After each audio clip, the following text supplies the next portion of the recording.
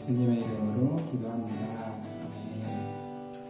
네, 오늘 첫 곡은 제가 저희 교회에서 또 처음 나누는 찬양 준비해왔는데요. 제목은 감사라는 곡입니다. 제가 먼저 한번 불러볼 테니까 한번 들어봐 주시고 함께 고백할 수 있었으면 좋겠습니다.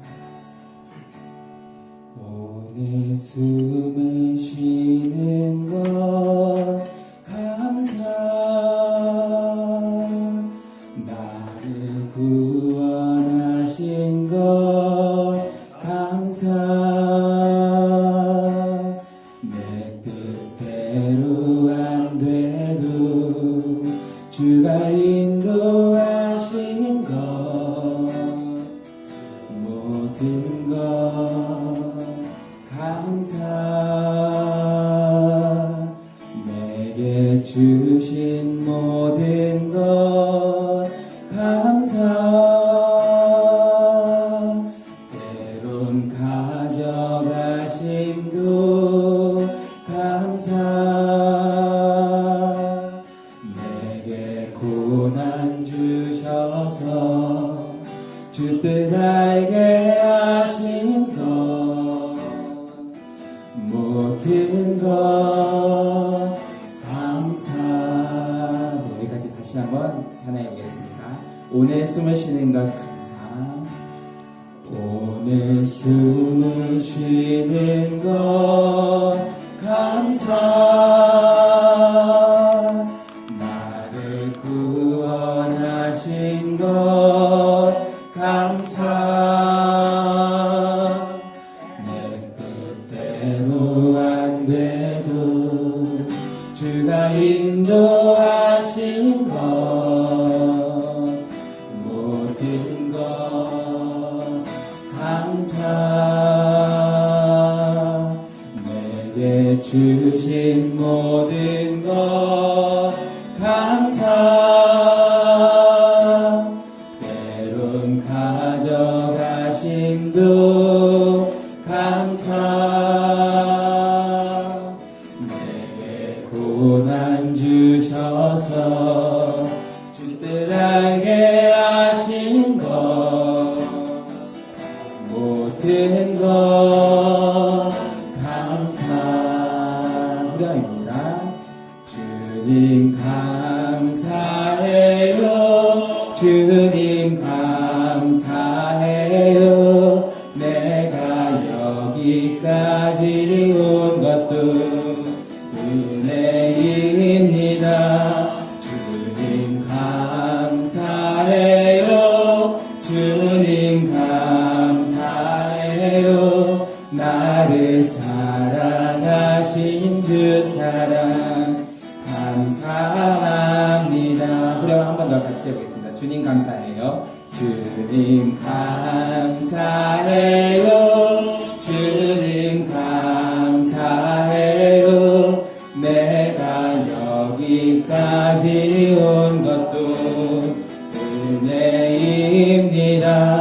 주님 감사해요, 주님 감사해요, 나를 사랑하신 주 사랑 감사합니다.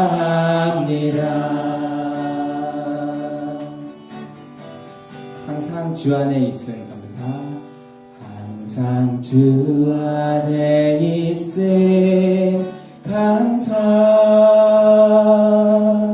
참된 소망 주심도 감사, 나 같은 사람도 자녀 삼아 주신 것 모든 것 감사. 주님 감사해요, 주님 감사해요, 주님 감사해요, 내가 여기까지 온 것도 은혜입니다. 주님 감사해요, 주님 감사해요, 나를 사랑하신 주 사랑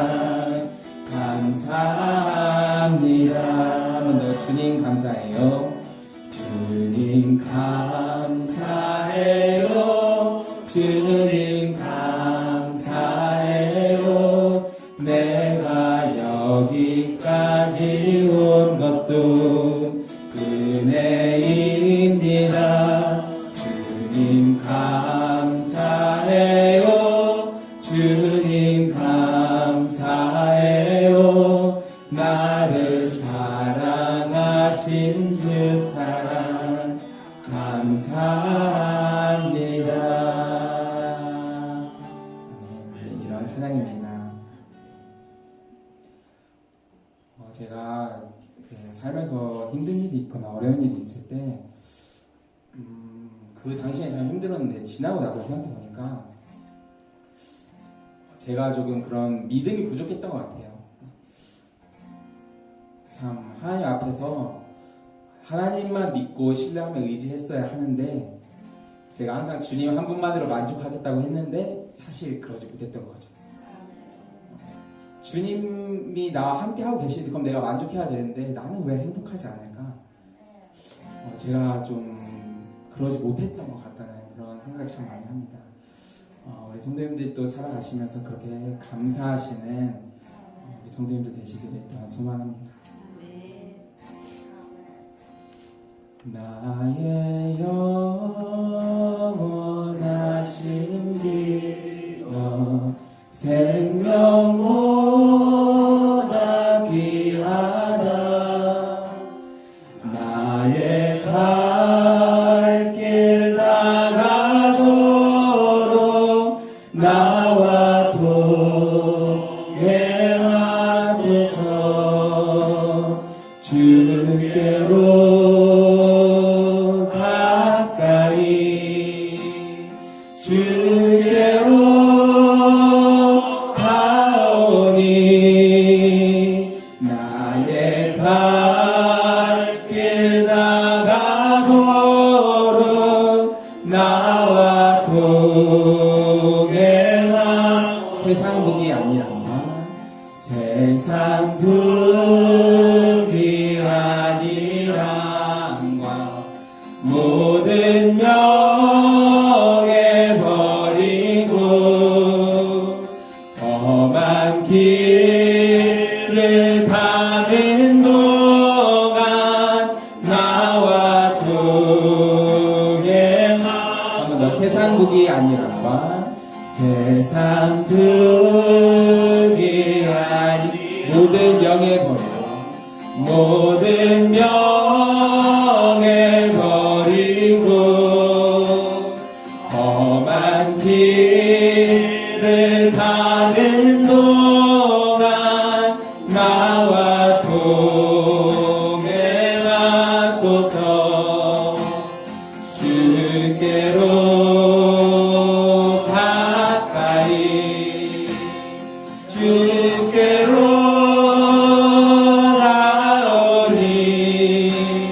나의 갈 길 다가도록 나와 동행하. 어두운 골짝 지나가며 어두운 골짝 지나가며 험한 바다 건너서 천국 눈에 나와 동행하소서. 주께로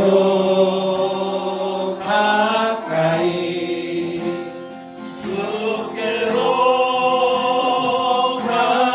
가오니 나의 갈 길 다가도록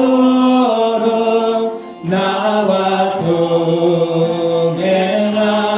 주께로 가까이 주께로 가까이 주께로 가오니 나의 갈 길 다가도록 나와 동행하소서. 나의 갈 길 다가도록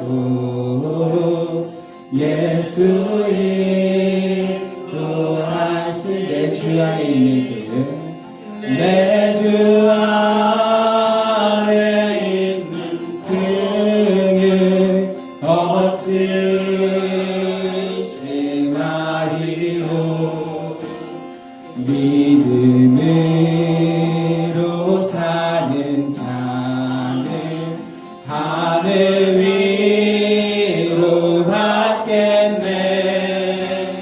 무슨 일을 만나든지 만사형통하리라.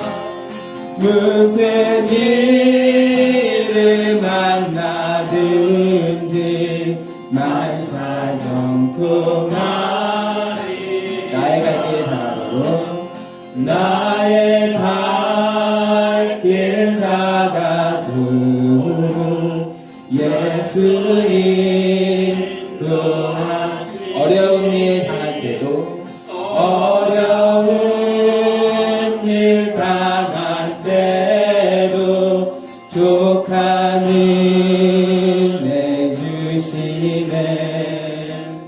많은 심히 고단하고 영혼 매운 바라다.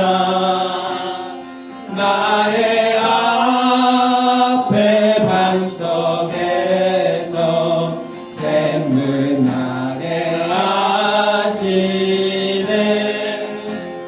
나의 앞에 반석에서 샘물 나게 하시네. 나의 갈 길 가다도록 나의 갈 길 가다도록 예수 인도하시. 그의 사랑 어찌 큰지 그의 사랑 어찌 말로 할 수 없도다.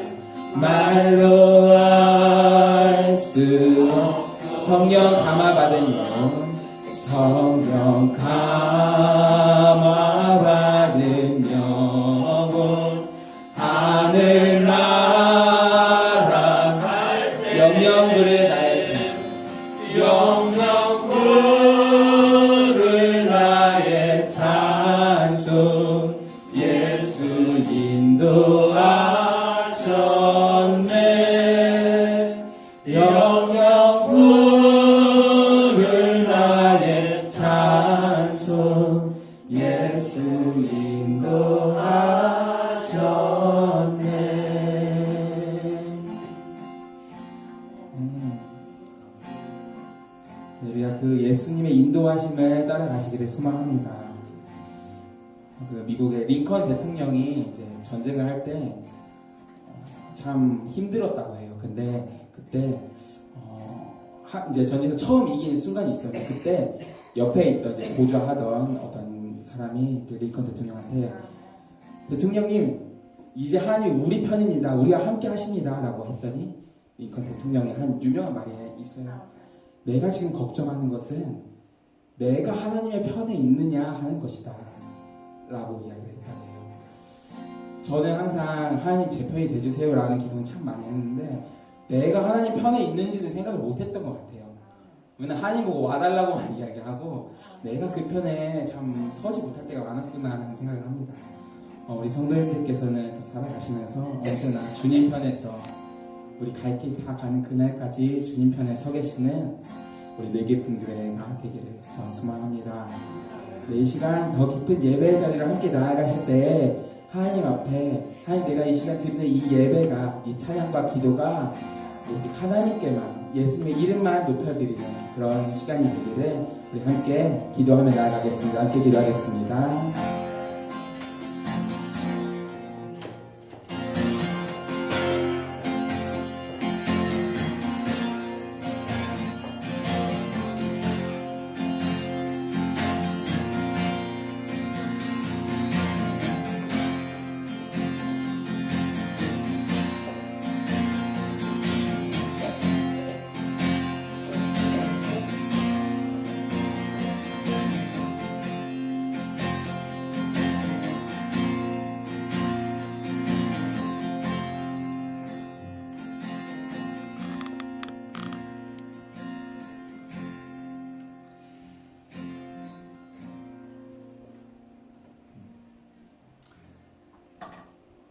주 예수 그리스도의 은혜와 하나님의 사랑과 성령님의 동감과 역사하심이 시간 모두에게 함께 하시길 축복합니다. 다 같이 찬송가, 다 같이 사도신경으로 신앙 고백하겠습니다. 전능하사 천지를 만드신 하나님 아버지를 내가 믿사오며 그 외아들 우리 주 예수 그리스도를 믿사오니 이는 성령으로 잉태하사 동정녀 마리아를 낳으시고 본도 빌라도에게 고난을 받으사 십자가에 못 박혀 죽으시고 장사한 지 사흘 만에 죽은 자 가운데서 다시 살아나시며 하늘에 오사 전능하신 하나님 우편한 자이시다가 저로서 산자와 죽은 자를 심판하러 오시리라. 성령을 믿사오며 거룩한 공예와 성도가 설교하는 것과 죄를 사하여 주신 것과 몸이 다시 사는 것과 영원히 사는 것을 믿사옵나이다. 아멘.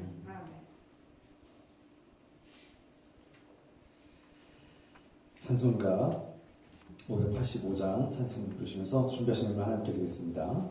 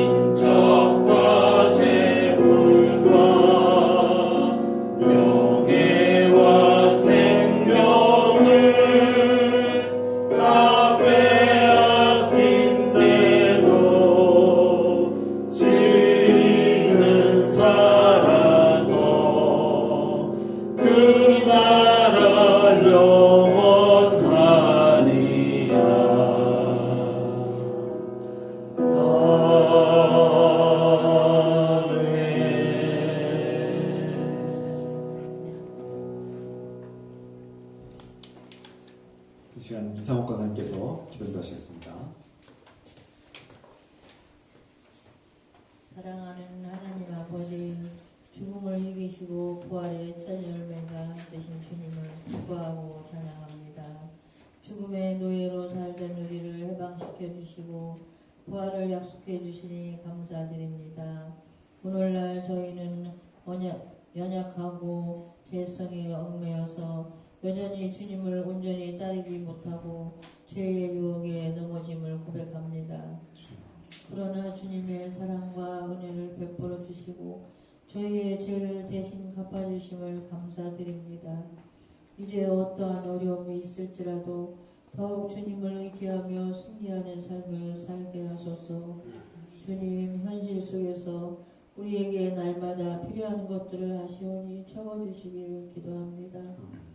우리에게 사랑과 믿음과 소망, 용기와 지혜를 더해 주시옵소서. 건강과 경제와 관계를 돌봐주세요. 주님, 저희가 주님의 마음을 품고 형제 자매와 이웃을 용서하며 살게 하소서. 우리의 기도를 들으시는 예수 그리스도의 이름으로 기도드립니다. 아멘.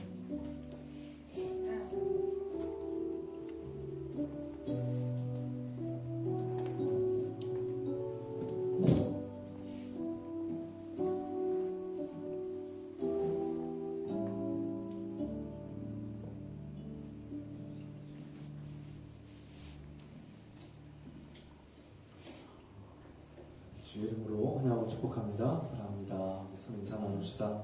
주의 이름으로 환영하고 축복합니다. 사랑합니다. 맞습니다.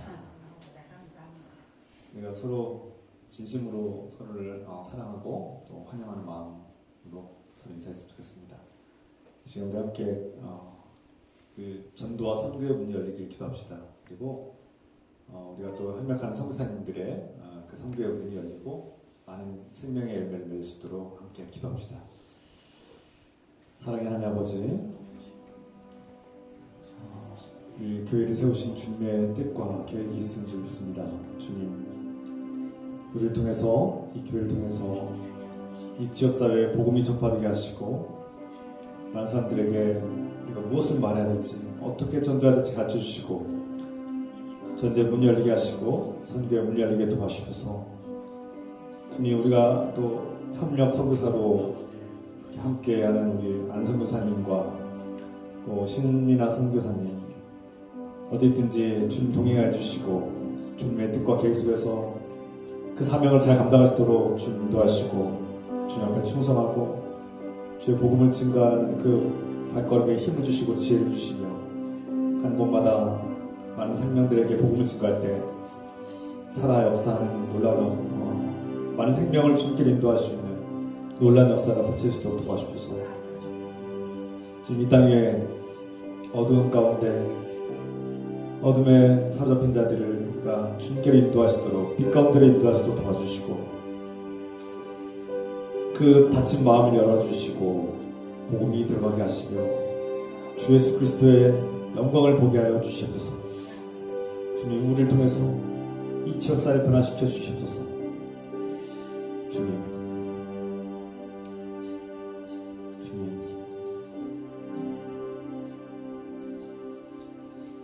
예수 그리스도의 이름으로 감사드리며 기도드립니다.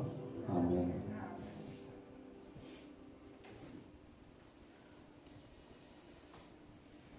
이 시간 하나님께서 우리에게 주시는 말씀 구약성경 에스더의 말씀입니다. 4장 11절로부터 17절의 말씀입니다. 다 같이 자리에서 하시겠습니다. 에스더서 4장 11절부터 17절 하나님의 말씀 함께 읽겠습니다. 한 목소리 같이 읽겠습니다.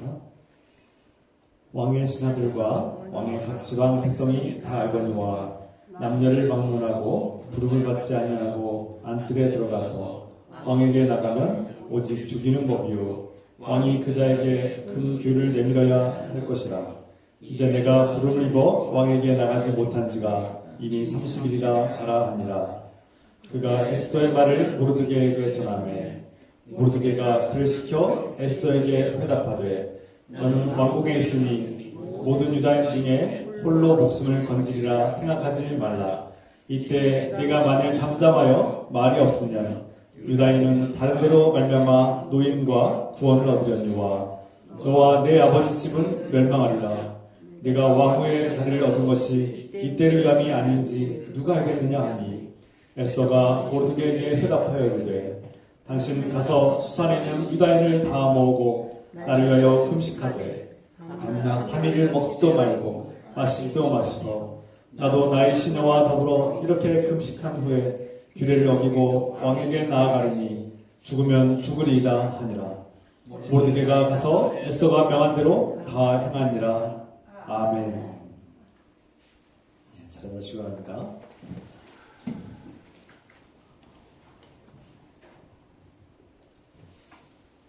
사람이 살다 보면 그 원치 않는 어떤 외부의 충격과 어떤 상처와 큰 고통을 겪을 때가 있습니다. 저 개인적으로서는 2017년도에 포항에 있을 때 그 지진을 경험했습니다. 살면서 평생토록 그런 지진을 경험해 본 적이 없고요. 그 지진은 한 번으로 끝나지 않고 여진이 계속 며칠 동안 이어지면서 정말 무섭고 공포스러웠습니다. 말 그대로 공포의 시간이었어요. 그리고 그 무서움과 어떤 두려움이 한동안 오래 지속된 것 같습니다. 물론 시간이 지나면서 점점 안정이 되고 평정을 찾긴 했고 많이 회복되었지만 지금도 이렇게 땅이 떨리면 무서워요. 진동이 있으면 무섭고 민감합니다. 우리 아이들이 특히 그래요. 우리 아이들이 진동이 있으면 막 이렇게 겁을 내기도 합니다. 이런 현상을 우리는 어떤 외상이라고도 하고 트라우마라고도 부르기도 합니다. 몇 년 전에 불과 2, 3년 전만 해도 우리 전 국민들이 또 전 세계인들이 코로나19 팬데믹을 경험해서 어떤 트라우마 외상을 겪지 않았는가 생각합니다. 그리고 특히 가족을 잃은 사람들, 가까운 사람들을 잃고 큰 고통에 있는 사람들을 정말 잊을 수 없는, 지울 수 없는 그런 경험과 고통 속에 있을 것입니다.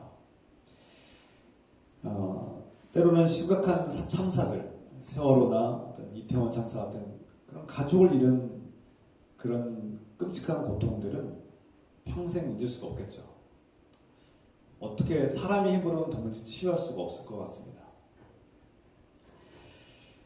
이런 심각하고 중대한 어떤 재난이나 사건들을 경험할 때 우리는 어떻게 해야 되는가? 우리 그리스도인들은 어떻게 해야 되는가?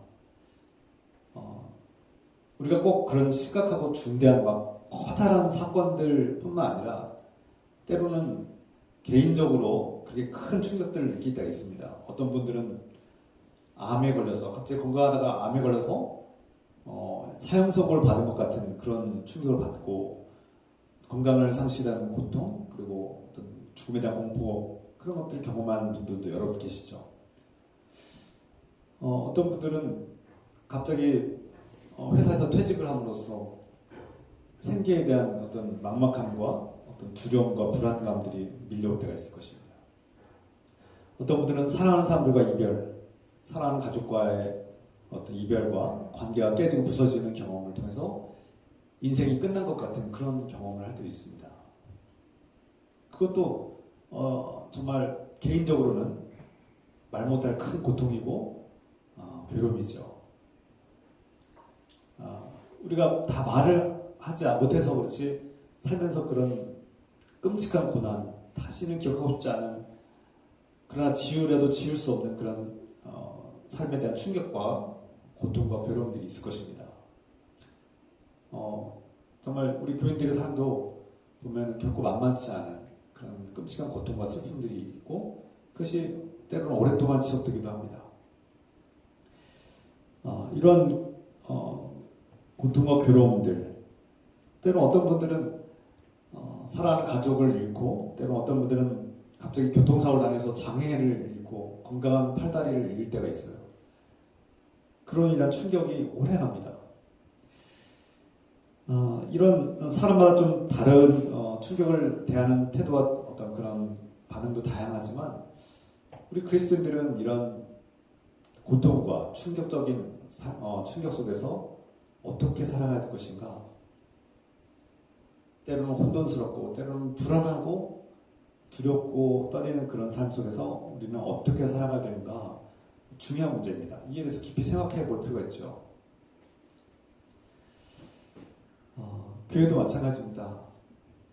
교회도 큰 충격, 어떤 갈등이 생겨서 분열되는 그런 큰 충격들을 경험할 때 우리는 어떻게 회복을 해야 되는가? 그냥 물론 시간이 중요하고 시간이 흐르면서 좋아질 때도 많이 있지만 시간이 중요한데 그냥 내버려두면 그것이 자연적으로 해결되는가? 그것은 아닌 것 같습니다. 어렸을 때의 어떤 상처는 죽을 때까지 평생 안고 살 때도 있습니다. 어렸을 때 물에 빠져서 죽을 뻔했다는 어떤 분은 평생 강가에 바닷가에 가지 않는다고 물가에 가지 않는다고 저한테 말한 적이 있습니다. 그것처럼 어떠한 기억과 경험은 평생 우리에게 영향을 끼치죠. 특히 우리 권사님은 퇴직 후에 막 갑자기 매일같이 출근하다가 매일같이 일하고 규칙적인 생활을 하다가 갑자기 퇴직하면서 어떤 충격적인 충격을 받았을 것입니다. 뭐 누구나 다 나이가 들면은 뭐 퇴직하고 다 그렇게 되는 거지라고 생각할 수 있겠지만 개인적으로는 매일매일 반복되는 삶이 무너진 것이죠. 자신이 원치 않는 어떤 퇴직을 하게 되었고 아직 건강하고 일을 더 할 수 있음에도 불구하고 강제로 일을 그만둬야 되는 상황들, 그리고 몇 달간은 쉬는 게 편할 수 있어요. 좀 쉬는 게 얼마나 즐거웠습니까? 몇 달간은 그게 쉼이 즐거운데 뭐 6개월이나 1년까지는 그 쉼을 즐길 수도 있어요. 그러나 어느 때가 되면 이제 특히 부지런한 사람들일수록 또 앞으로의 생계가 막막하기도 하고 불안하기도 하죠. 이렇게 계속 살아도 우리가 먹고 살 수 있을 것인가? 과거 같으면 수명이 짧았을 때는 그냥 조금 더 버티면 됐지만 또 자녀들이 이렇게 돌보면은 가능했지만 지금 시대에는 또 문화와 사회 환경이 바뀌어서 뭐 100세, 120세 사는 세대가 온다고 하고 그리고 오랜 세월 동안 살아야 되는데 생계를 어떻게 살 수 있을 것인가? 직장을 구하지 못하면 어떻게 살 것인가? 불안하죠. 두렵지요. 그런 걱정들이 막 밀려올 것입니다. 그리고 부지런하게 살던 자신의 삶이 이렇게 막 갑자기 많은 시간이 주어지면 혼돈이 오죠. 남은 생을 어떻게 살아갈 것인가? 수많은 고민들이 밀려온다고 합니다. 공허감도 밀려오고 외로움도 밀려오고 이런 개인적인 어떤 고통도 있지만 이것들은 때로는 가정의 고통이 되기도 하고 또 가정과 연결되고 또 교회 공동체와 연결되고 이 고통들은 또 사회와 연결되죠. 자녀들을 낳지 않는, 결혼을 하지 않고 자녀들을 낳지 않는 시대가 점점 강화되고 심화되면서 교회마다 어린이 부서가 사라지고 교회 학교가 사라지는 이런 일들이 지금 오늘 한국교회 현실이죠. 이런 충격, 이런 혼돈, 어떻게 보면 어떤 외상과 같은 이런 상황 속에서 우리는 그리스도인들은 어떻게 살아가야 되는가? 저는 몇 달 동안 이런 것들, 이런 현실을, 어두운 현실을 이겨내기 위해서 어떻게 되는가에 대해서 나누고 있는데요. 그 중에 가장 첫 번째 우리가 해야 될 일은 바로 기도입니다. 예수님께서는 사역이 아무리 바쁘고 분주하고 계속 막 도와달라고, 살려달라고, 자기를 병을 낫게 해달라고, 치유해달라고 줄 서 있는 사람들이 있고 자신을 돌돌 따라다니는 수많은 무리가 있었음에도 불구하고 시간과 때가 되면은 항상 조용한 곳에 가셔서 혼자 기도하면서 하나님과 독대하고 하나님과 대화하고 하나님과 관계를 그렇게 지속하셨죠. 우리가 아무리 정신없는 삶을 살지라도 아무리 분주하고 내 마음이 불안하고 두려움이 막 폭풍처럼 밀려오고 막 태풍 같은 그런 혼란스러운 상황일지라도 조용한 곳에서 혼자 은밀하게 하나님과 독대하는 시간이 필요합니다. 하나님과 대화하고 하나님께 묻고 내가 지금 어디로 가고 있는지, 내 자신이 내 영적 상황이 어떠한 상황인지, 내 생각은 무엇을 향해 나가는지, 내 감정은 어떠한 상황이고 내 영혼은 지금 얼마나 피폐한지, 얼마나 메말라 있는지, 내가 하나님을 찾고 있는지 아니면 하나님을 버렸는지, 내가 하나님의 사랑을 받고 있는가 아니면 하나님의 사랑을 잊어버렸는가를 점검하는 시간이 반드시 필요합니다. 그래서 어떤 충격적인 사건이 일어나고 막 경제가 무너지는 것 같고 내 삶이 저 혼돈 속에 있을 때 우리는 더욱 기도해야 합니다. 기도할 때 우리는 하나님께서 내가 어떻게 나아가야 될지 가르쳐주시고 내가 하나님의 사랑받는 존재라는 사실을 깨닫게 되고 하나님이 나를 왜 창조하셨는지 또 하나님이 나를 어떻게 이끌어 가실지 우리는 알게 될 것입니다. 그리고 기도를 통해서 우리는 하나님께 주시는 위로와 소망을 얻게 될 것입니다.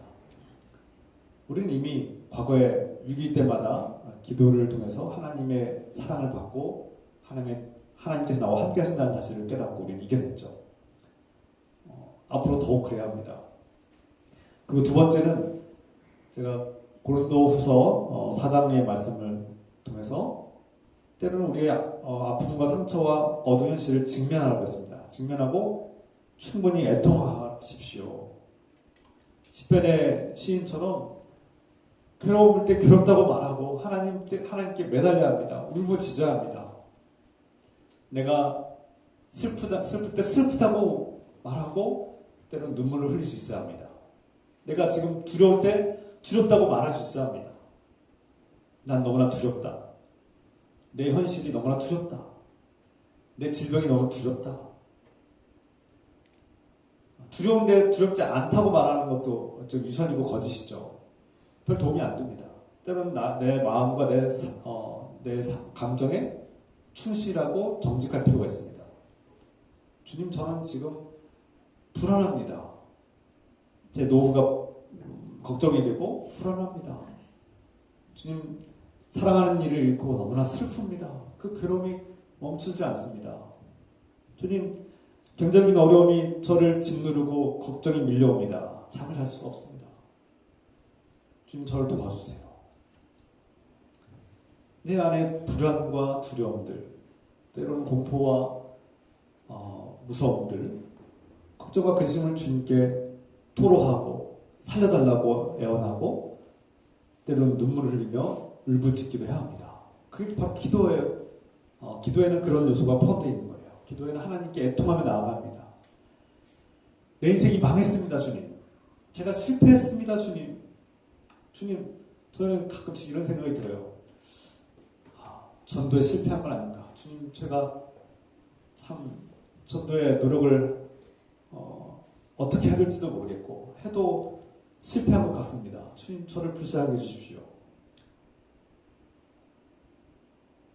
그런 생각이, 그런 애통하는 마음이 있어요. 제가. 애통하는 마음. 이 지역 주민들을 볼 때마다 저들 어떻게 인도할 수 있을까? 주님, 방법을 모르겠습니다. 저는 잘 모르겠어요.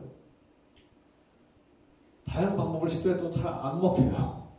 주님, 제 힘으로 할 수 없습니다. 저는 실패자입니다. 라고 애통하는 거예요. 사도 바울의 말씀처럼 우리는 겹겹이 원수들에게 뒤덮여서 둘러싸여서 망한 것 같습니다. 그들은 우리를 협박하고 미워하고 우리를 죽이려고 달려듭니다. 내 인생은 망한 것 같습니다. 인정하는 거예요. 직면하는 거예요. 그리고 애통하는 겁니다. 로마서 8장의 말씀처럼 사도 바울은 오호라, 내 인생은 망했구나.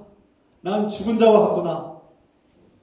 내가 아무리 하나님 말씀을 따르려고 애쓰지만 오늘 우리 인규 형제 말씀처럼 내가 하나님 믿는다고 하지만 내 인생은 실패한 것 같습니다. 안 됩니다. 믿는다고 그렇게 말했지만 내 현실은 하나님을 의지하지 않는 것 같습니다. 고백하는 거예요. 망한 거죠. 실패한 거죠. 때로는 사도 바울의 고백처럼 죽은 것 같습니다. 도무지 내가 아무리 노력해도 율법을 지킬 수 없고 아무리 착하게 살려고 해도 착하게 살 수 없는 내 안에는 아주 죄성이 가득합니다. 분노가 가득합니다. 누군가에서 끊임없이 비난합니다. 욕합니다. 슬픔이 가득합니다. 주님, 걱정하지 말라고 했는데 저희 안에 걱정이 가득합니다. 의심이 가득합니다. 주님, 제 기도를 들으시지 않는 것 같아서 괴롭습니다. 온갖 마음들이 다 있잖아요. 우리 안에. 눈만 돌리면 막 죄로 막 달려가는 우리 자신이 보이지 않습니까? 우리가 솔직해집시다. 그게 우리 마음이에요. 우리 정직한, 우리 진짜 모습 아닙니까? 눈만 돌리면, 다른 사람이 보지 않으면 막 죄가 막 우리를 유혹하지 않습니까? 그러나 우리 현실이 망한 것 같지만 주님께서 우리에게 말씀하신다는 거예요. 너는 결코 망하지 않았다. 이 세상 그 무엇도 내가 너를 사랑하는 마음을 끊을 수 없다는 겁니다. 그래서 우리의 어두운 현실을 직면하되 우리는 결코 망하지 않았다. 하나님께서 저 여러분들을 강한 손으로 붙드시고 그 강한 손은 누구도 놓게 할 수 없다는 겁니다. 주님께서 우리를 포기하다는데 누가 우리를 포기하겠습니까? 그리고 지난주에 말씀드렸죠. 역대상 12장의 말씀을 통해서 우리가 시세를 통찰하는 삶을 살아야 된다. 이사갈 족속의 200명이 그 우두머리들이 그 다윗에게 사울의 시대가 끝났음을 알고 다윗에게로 나올 때 아직 다윗은 보잘것없는 자였으나 그가 하나님의 택하신 하나님의 새로운 시대를 짊어지고 나아가야 될 새로운 왕임을 그들이 시세를 알았다. 때와 기회를 알았다는 거죠. 하나님의 때와 기회를 알고 그들이 다윗에게로 나아갔다. 기존의 어떤 정통성이나 어떤 자존심이나 지연이나 학연이나 어떤 내가 가지고 있던 고정관념들을 벗어버리고 과거에 해왔던 것들을 내려놓고 새로운 도전을 우리가 과감하게 받아들이고 또 창의적인 어떤 그런 도전들을 할 수 있는 기존의 방식만을 고집할 것이 아니라 새로운 방식으로 나아가야 될 어떤 그런 창의성이 필요한 시대, 그런 통찰력이 필요한 시대라는 거죠. 과거의 시대는 평생 한 직장에서 하나의 직업을 가지고 살다가 65세나 길어야 70세 퇴직을 하면 그것으로 먹고 살다가 노후를 편안하게 가는 그런 시대가 있었다면 지금 이 시대는 그런 때가 아니구나. 변화됐구나. 하나의 직업만으로 사는 그런 시대가 이제 막을 내려가고 새로운 시대가 열리구나. 많은 과학자들은, 많은 미래 예측가들은 한번 빠르면은 뭐 7, 8년, 10년, 늦어도 20년 안에는 노동의 종말을 예고하고 있습니다. 그냥 하는 말이 아니라 수많은 사회의 데이터와 과학적 근거를 가지고 노동의 종말을 얘기하고 있어요. 제가 20대 때 경제학을 공부할 때, 대학 때 그런 노동의 종말에 대한 얘기를 하고 제가 막 발표를 한 적도 있는데 먼 까마득한 얘기인 줄 알았는데 제가 지금 얼마 남지 않아서 그런 시대가 오고 있는 거예요. AI와 로봇이 만나서 사람들이 하던 일을 대체하는 시대가 곧 온다는 거예요. 이미 시작됐지만 지금은 이제 미흡하지만 시간이 지날수록 그런 사회가 점점 더 대중화되고 심화될 거라고 예고하고 있습니다. 시간 문제라는 거죠.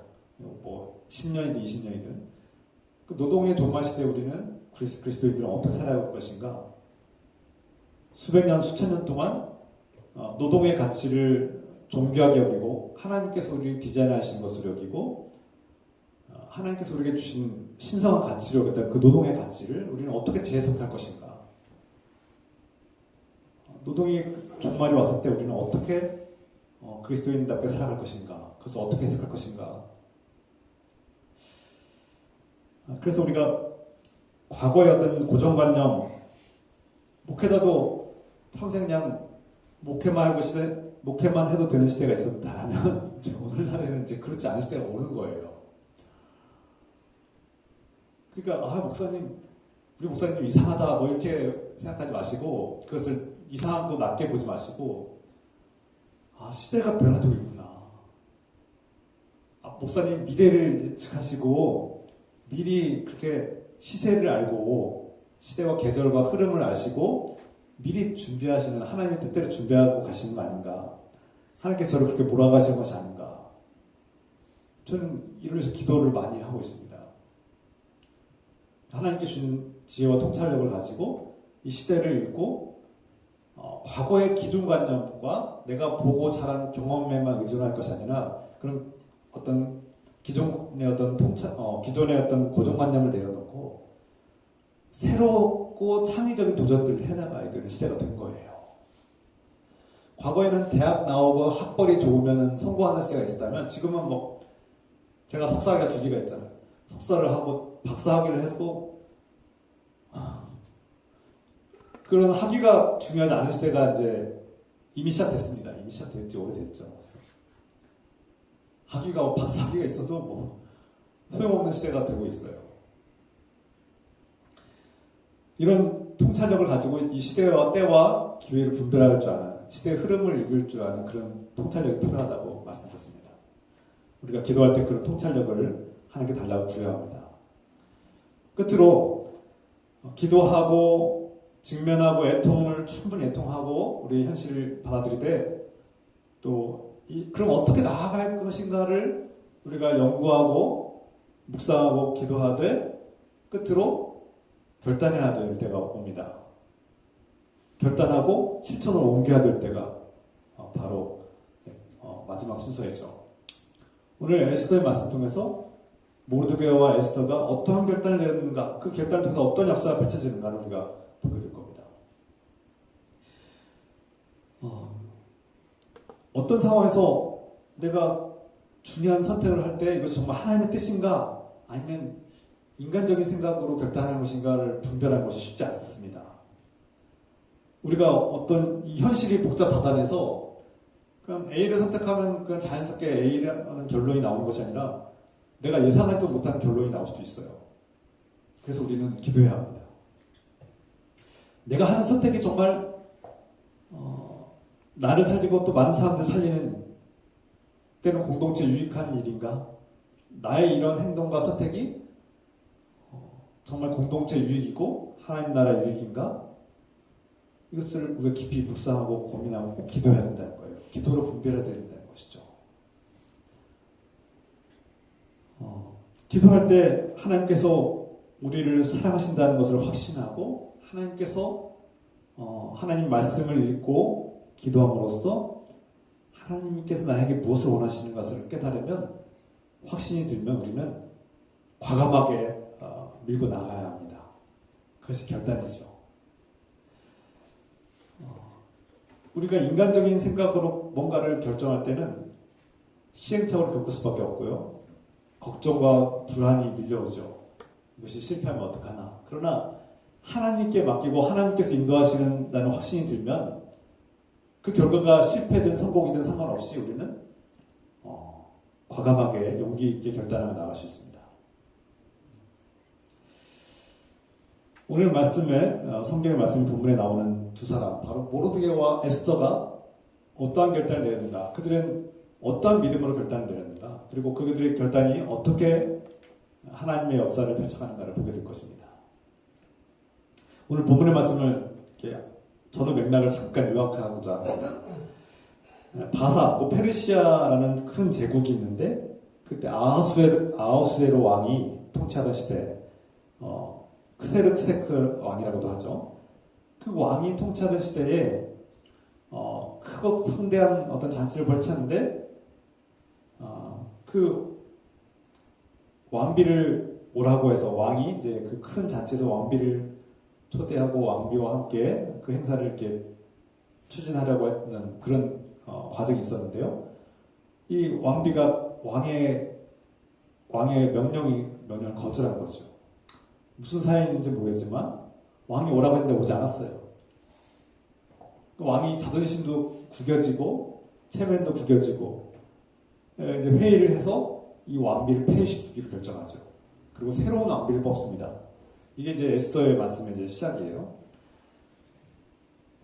전국에 있는 모든 처녀들을 이제 다 이제 선별해서 왕궁으로 와서 이제 선별해서 고르는데 놀랍게도 에스더라는 한 여인이 왕비로 그렇게 간택이 된 거죠. 근데 에스더는 어떤 여인이냐? 부모가 없어요. 고아예요. 모르드게의 삼촌이 에스더를 키웁니다. 집안도 별 볼일 없어요. 모르드게의 직업이 그렇게 훌륭한 직업이 아니에요. 성문지기로 그렇게 나타납니다. 그리고 유대민족이에요. 소수민족이에요. 그 큰 제국 안에 그런 페르시아 민족도 아닌 어떤 포로로 데려온 소수민족에 불과한 유대인 출신의 에스더가 어떻게 보면 인간적으로 볼 때 굉장히 미천하고 보잘것없는 여인인데 왕비가 된 거죠. 엄청난 급격한 신분 상승을 한 거 아닙니까? 놀라운 일이 펼쳐졌어요. 그런데 여기서 끝나는 것이 아닙니다. 어느 날 소수민족의 미천한 여인이 왕비가 되었대 하고 끝나면 그냥 뭐 동화 속에 나오는 얘기처럼 끝나는데 이 에스더는 거기서 끝나지 않습니다. 시작에 불과해요. 그 페르시아 바사 왕국의 아하수에로 왕 다음으로 권력을 가진 강력한 권력의 2인자가 있었는데 바로 그가 하만이라는 자인데 그 하만이라는 자가 이 모르드게와 원수가 됩니다.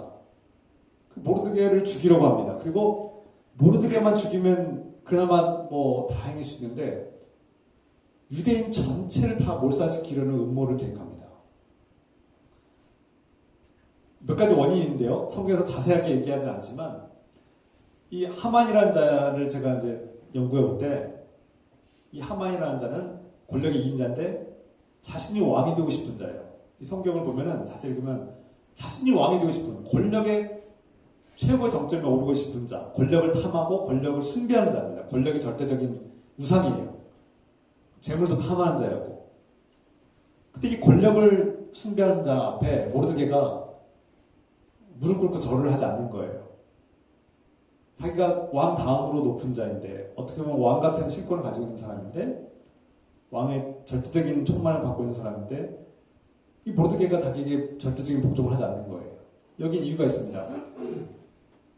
역사 속에서 항상 유대인들이 탄압을 받는 결정적인 이유 중에 하나가 황제 숭배를 거부할 때 초대 기독교인들이 순교당한 이유가 로마 황제를 거부했기 때문에 로마 황제 숭배를 거부했기 때문에 그러니까 우리 기독교인들은 권력자들과 통치자들을 인정하고 존중합니다. 기독교는 이 사회 질서와 통치자들과 권력자들을 인정하고 존중하고 그들과 협력하고 선을 이루는 그런 마인드를 가지고 있죠. 그게 우리 기독교의 어떤 정신입니다. 그런데 그들을 숭배하라, 그들을 하나님처럼 모셔라라고 하면 우리 거부하죠. 거기에 결정적인 차이가 있습니다. 모르드게가 그래서 무릎을 꿇지 않은 거예요. 그러니까 하만을 존중하지 않은 것이 아니라 하만을 권력자로서 존중하죠. 인정합니다. 인정하고 존중하고 또 명령하면 따르죠. 그런데 그 권력 앞에 숭배하라고 하면 우리는 거절하는 거예요. 하나님의 백성들이 거절하는 거예요. 거부하는 거예요. 거기서 또 탄압이 시작된 겁니다. 이 하만이 이 눈에 가시가 된 거예요. 이 모르드게를 눈에 가시처럼 여기기 시작한 겁니다.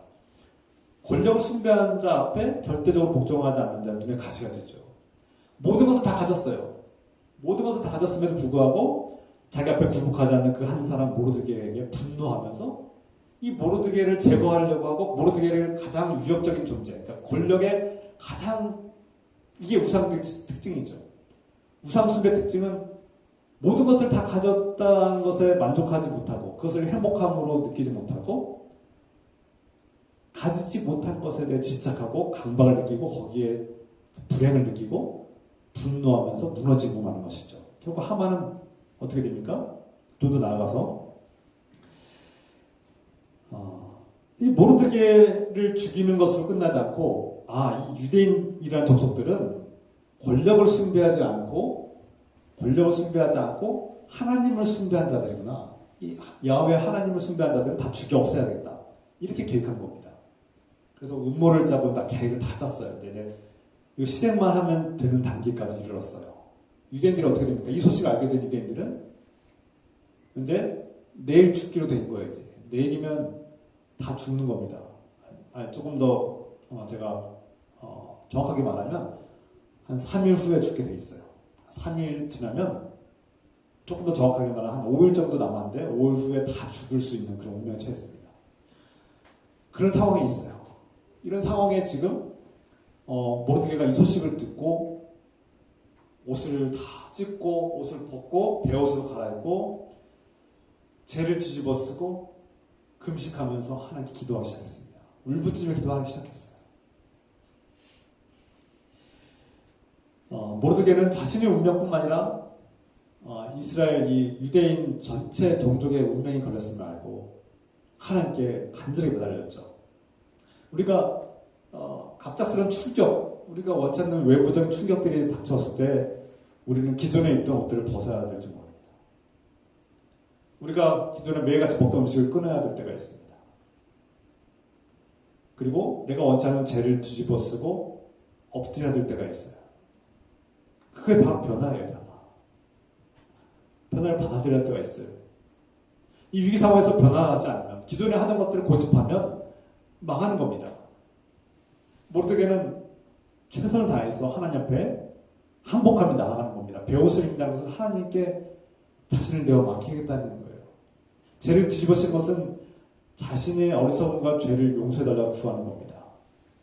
금식하는 것은 목숨을 걸겠다는 거죠. 하나님께 자신의 생명을 맡기겠다는 겁니다. 그래서 모르드게는 이 결과를 하나님께 맡기겠다는 겁니다.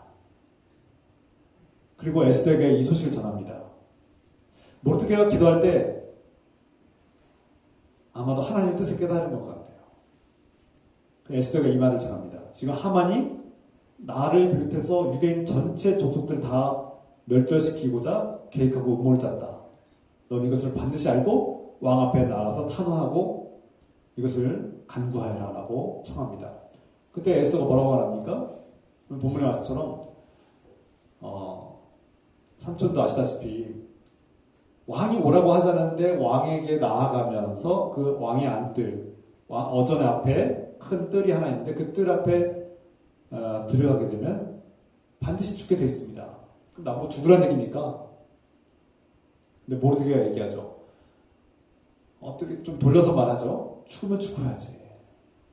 이게 하나님의 뜻이라면 우리를 살리기 위해서라면 네가 그래서 각오하지 않겠니? 그런 뜻이죠. 어떻게 보면 너만 살 것 같냐? 네가 가만히 있으면 왕비니까 혼자 살 수 있을 거라고 생각하느냐? 그거 잘못된 생각이다. 나는 믿는다. 모두가 이렇게 얘기합니다. 모두가 기도하면서 하나님의 뜻을 깨닫는 것이 분명합니다. 하나님은 반드시 우리 유대인들을 살릴 것이다. 하나님께서 내가 볼 때 에스더 너를 왕비로 세운 것은 바로 이때에 너를 사용하여서 이 동족을 구원하기 위해서 하나님께서 너를 왕비로 세우신 것이 분명하다. 그런데 네가 만약에 잠잠하고 순종하지 않으면 하나님은 다른 방식으로 우리를 구원하실 것이 분명하다. 그리고 너는 하나님 앞에 불순종함으로 너는 멸망당할 것이다. 이렇게 말합니다. 모두의 이 언어에는 분명 믿음이 있는 것이죠. 하나님께서는 반드시 유대민족을 살릴 것이다. 그리고 너를 통해서 살릴 것이 아니냐. 그런데 네가 만약 불순종하면 하나님은 다른 방법을 찾아서라도 우리를 살리실 것이다. 다만 순종하지 않은 하나님 뜻을 거역한 너는 멸망당할 것이다. 이렇게 얘기합니다. 그리고 에스더가 그 말을 곰곰이 묵상하고 결단하죠. 결단을 내린 겁니다. 이 큰 위기 속에서 결단을 내립니다. 내가 죽으면 죽으리이다. 내가 나아가서 왕 앞에 나가는데 죽이면 죽임을 당하리이다. 결단하죠. 그리고 이를 위해서 더 간절히 기도합니다. 이것이 정말 하나님의 뜻인지 하나님의 뜻과 계획이 무엇인지를 분별하기 위해서 3일 동안 밤낮으로 먹지도 않고 자지도 않고 기도합니다. 그리고 혼자만 하는 것이 아니라 모르드게와 그 수산성에 사는 모든 유대인들과 함께 이 일을 위해서 기도해달라. 내가 왕 앞에 나갈 때 우리 동족을 살릴 수 있도록 하나님의 뜻과 계획이 이루어질 수 있도록 기도해달라. 무슨 뜻입니까? 결과를 하나님께 맡기겠다는 겁니다. 죽으면 죽으리라 무슨 뜻입니까? 내가 사는 것도 하나님의 뜻, 내가 만약에 살게 되면 하나님의 뜻이고 죽어도 그것도 하나님의 뜻입니다라는 고백이 담기는 것이죠. 결과를 하나님께 맡기겠다는 겁니다. 기도할 때 이런 마음이 중요합니다. 내가 원했던 어떤 A를 원하고 A를 얻는 것이 기도 제목이었지만 근데 그 A를 얻지 못했다고 해서 하나님께서 B를 주셨다고 해서 하나님을 원망하지 않겠다는 겁니다.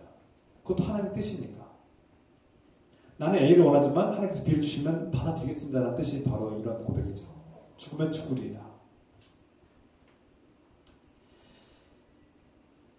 우리 기도가 예수님께서도 그런 기도하셨죠. 겟세마네 동산에서 겟세마네 언덕에서 십자가를 짊어지시 전날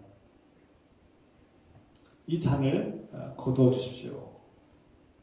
이 죽음의 운명 앞에서 다른 길을 가면 좋겠습니다라는 어떤 예수님 마음이 보입니다. 그런데 예수님께서는 곧바로 말씀하시죠. 아버지 내 뜻대로 하지 마시고 아버지 뜻대로 하옵소서. 내 것을 관철시키는 것이 기도의 어떤 핵심이 아니라 내 것을 하나님께 아뢰되 하나님께서 나에게 가장 선하고 좋은 것을 주신다는 우리에게 가장 하나님 뜻이 이루어지기를 원한다는 기도, 그것이 우리가 해야 될 근본적이고 성숙한 기도일 것입니다. 바로 에스더가 그런 기도를 하고 있는 거예요. 큰 위기 속에서 우리가 기도하고 이것이 정말 하나님의 뜻과 계획인지를 분별할 줄 알아야 되죠. 이를 위해서는 때로는 기존의 고정관념, 내가 해오던 것들을 멈춰야 될 때가 있어요. 내가 기존에 입고 있던 왕복을 벗어야 되고요. 내가 기존에 먹던 기름진 음식들을 내려놔야 되고요. 잠을 자지 않고 기도해야 될 때가 있습니다. 위기 때는 이렇게 기도해야 됩니다. 3일 후 기도를 하고 금식 기도를 하고 모든 백성들과 함께 기도한 후 에스더는 용기를 내어서 왕 앞에 나아가죠. 그때 놀라운 일이 펼쳐집니다. 왕이 자신을 죽일 수도 있었는데, 왕이 부르지 않았는데 그 왕의 뜰 안에 발걸음을 디딘 자는 죽임을 당하는데 왕이 에스더를 보고 기뻐합니다. 그리고 그가 왕 앞에 나오도록 허락을 합니다. 금으로 만든 그 왕의 홀 귤을 내밀고 에스더가 자신 앞에 나온 것을 허락하죠. 이것은 그저 우연히 일어난 일이 아니라 하나님께서 에스더를 통해서 일하신다는 것을 보여주는 결정적인 아주 놀라운 장면이죠. 그리고 놀라운 반전이, 역전이 일어납니다. 그동안 하만이라는 권력의 2인자가 이 모든 음모를 짜서 이제 유대인들을 말살하기 직전에 왔는데, 에스더가 이 아하수에로 왕을 통해서 하만의 이 악한 음모와 계획을 다 고발하죠.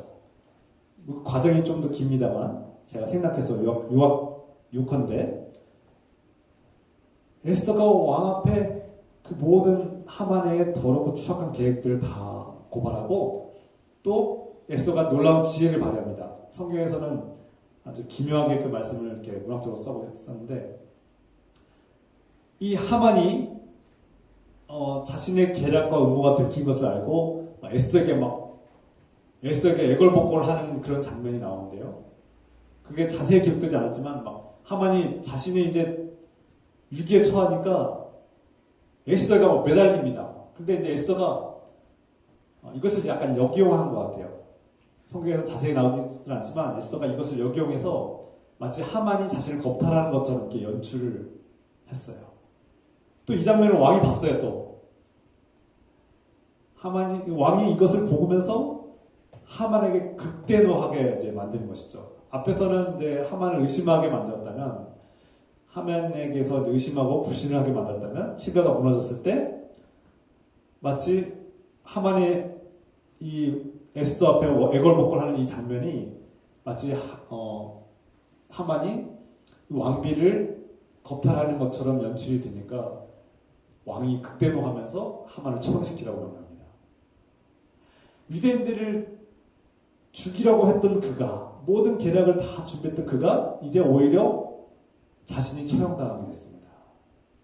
유대인들을 죽여서 모르드게의 머리를 장대 23m가 되는 그 장대에 유대인들의 머리를 매달려고 했던 그 장대에 자신의 머리가 매달리는 그런 끔찍한 비극을 맞이하게 됩니다.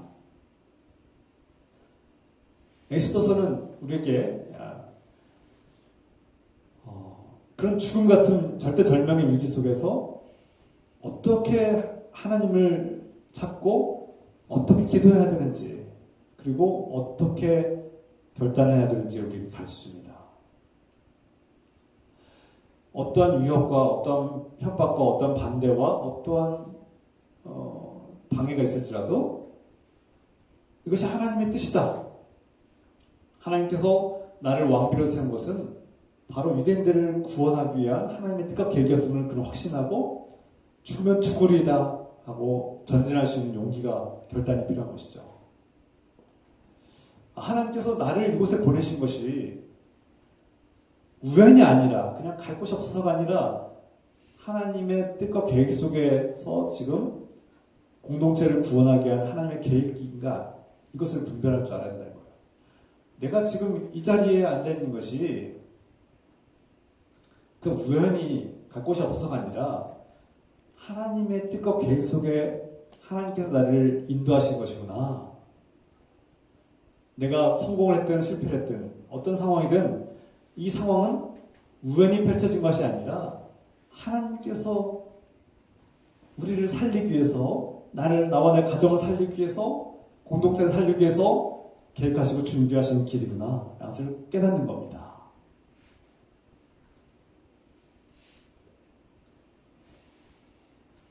그리고 내가 가진 능력들, 내가 가진 지식들, 내가 가진 어떤 모두 환경적인 것들, 내가 가진 힘과 능력들을 하나님께서 사용하고 계시는구나. 내가 왕비가 된 것이 이때를 위함이 아니냐. 모르드게의 말씀처럼 에스더가 하나님께 기도하고 분별하고 확신하게 되어서 죽으면 죽으리다 밀고 나아가는 것이죠. 결단하면 밀고 나아가야 합니다. 저희가 목회를 하면서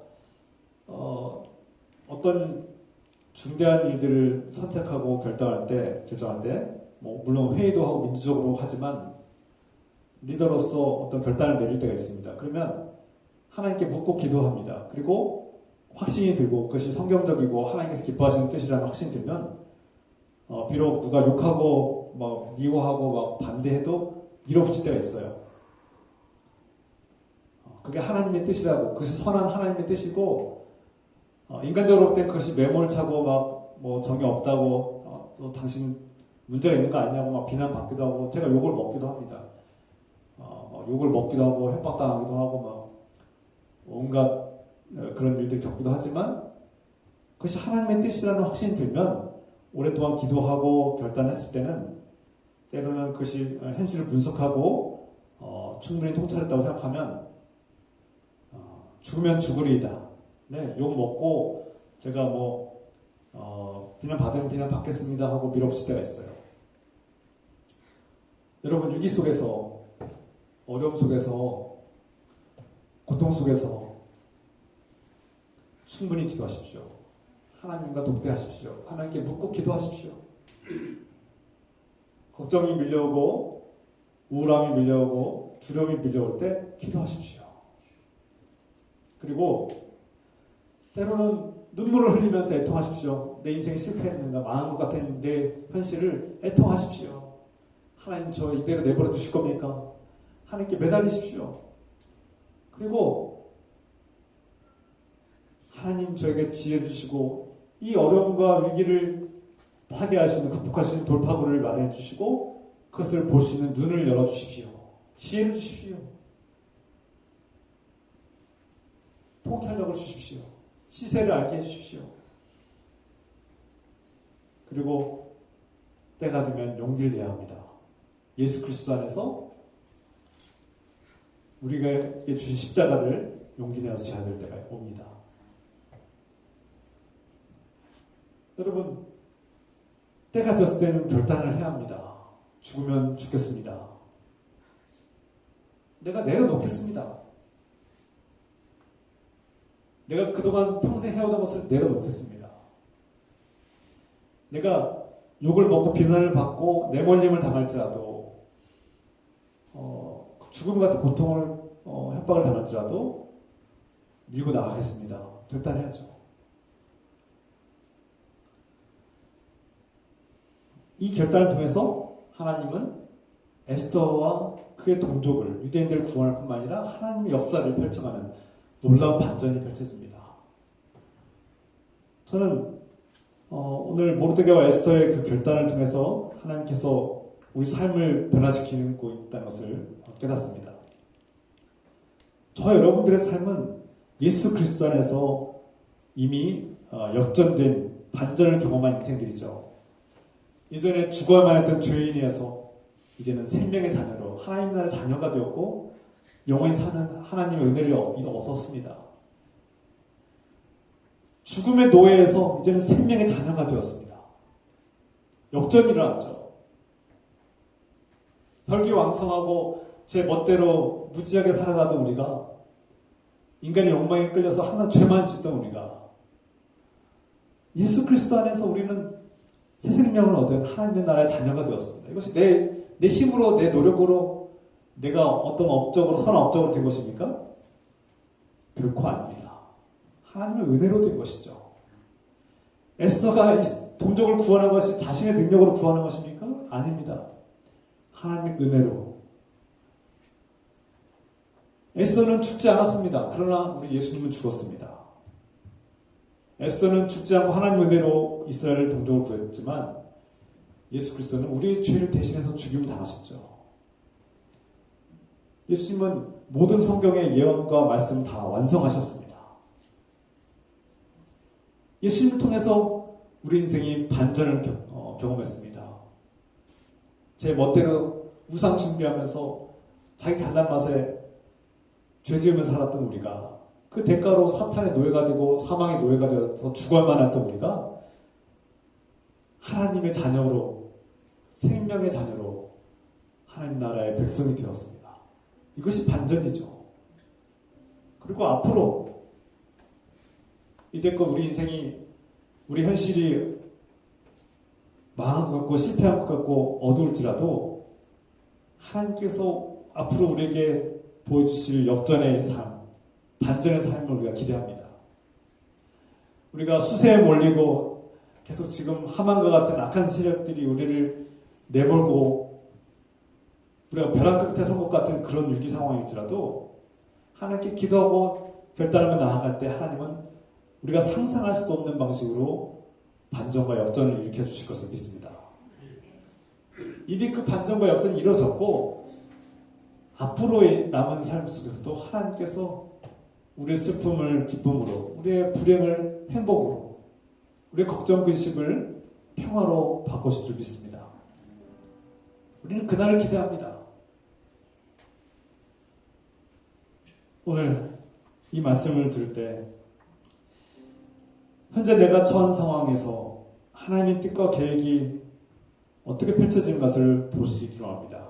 그리고 하나님은 지금도 저 여러분들 통해서 일하시고 놀라운 반전을 깨우고 있다는 사실을 깨닫기를 소망합니다. 이제 예수 그리스도 안에서 우리가 이미 사망과 죄의 노예에서 벗어나서 생명의 자녀가 되었음을 깨닫으십시다. 그리고 에스더와 모르드게에게 주신 그 은혜가 오늘 우리에게 임하여서 정말 하나님께서 앞으로 펼치실 놀라운 반전과 역전이 우리 삶에 펼쳐지길, 우리 교회에 펼쳐지기를 예수 그리스도의 이름으로 축원합니다. 함께 기도합시다. 사랑의 하나님 아버지, 오늘 에스더와 모르드게의 그 결단을 통해서 그 죽음의 벼랑 끝에 선 유대인들의 그 멸절 앞에서 하나님께서는 놀라운 반전과 역전을 일으키셨고 우리의 인생을 변화시키셨습니다. 유대인들의 그 멸절 위기 앞에서 그들의 생명의 놀라운 역사를 펼치시고 구원의 길 인도하셨으며 오히려 그들을 죽이려고 모든 음모를 계획했던 하만이 죽임을 당하는 놀라운 반전 역사가 나왔습니다. 주님, 이제 예수 그리스도 안에서 우리는 반전을 경험했습니다. 그리고 앞으로 우리 인생에 놀라운 반전과 역전을 일으키실 주님을 기대합니다. 주님의 뜻과 역사가, 주님의 계획이 펼쳐지길 기대합니다. 오늘 이 말씀을 붙들고 나아갈 때 우리에게 위로와 소망이 가득하게 하여 주시옵소서. 함께 기도합시다.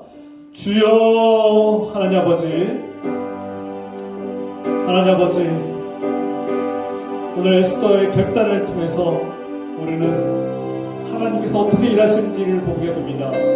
주님, 제가 지금 이곳에 있는 것이 하나님의 뜻인지 분별하게 하시고 하나님께서 나를 통해서, 우리를 통해서 어떻게 펼쳐가실지, 하나님의 역사를 어떻게 펼쳐가실지 기대하고 고대합니다. 주님, 우리가 기도할 때 분별하게 하시고 하나님의 뜻을 계획을 알게 하시고 이제 결단하면서 나아갈 때, 죽으면 죽으리라고 나아갈 때에 하나님께서 상상하지도 못할 놀라운 반전과 역전을 일으키시며 우리 인생을 바꾸실 주님을 기대합니다. 주님, 우리 현실은 참으로 어둡고 암담하오나 하나님께서 우리에게 반전과 역전을 일으키실 것을 믿습니다. 주님을 기대합니다. 주님, 놀라운 반전의 역사가, 전도에서 반전의 역사가, 우리 하나님 건강에서의 반전의 역사가 공동체에 반전의 역사를 일어나게 하시고 주님 우리 삶에 정말 걱정과 근심이 벼랑 끝에 내몰릴 것 같은 위기가 행복으로 기회로 기쁨으로 변화된 놀라운 역사가 반전의 역사가 역전의 역사가 일어나시도록 축복하여 주십시오. 주님 오늘 모로드게와 에스더에게 펼쳐진 그 반전과 기가 막힌 이 역전의 축복이 우리 삶에도 가득하게 하여 주시옵소서. 우리 삶에 우리 가정에 우리 생업에 직장에 주님 우리 교회 이 사회에 반전의 역사가 나게 도와주십시오. 억누른 자들이 해방되고 병든 자들이 치유되며 건강하게 뛰어놀게 하시고 주님 억누르고 고통 속에 가난한 자들이 부유하게 되는 놀라운 역사를 펼쳐지게 하시고 무엇보다 죄로 인하여 죽어야했던 사망의 노예가 아니라 생명의 자녀로 하나님 나라의 자녀로 거듭나는 놀라운 역사가 이 땅에 가득하게 하여 주시옵소서. 주여 주님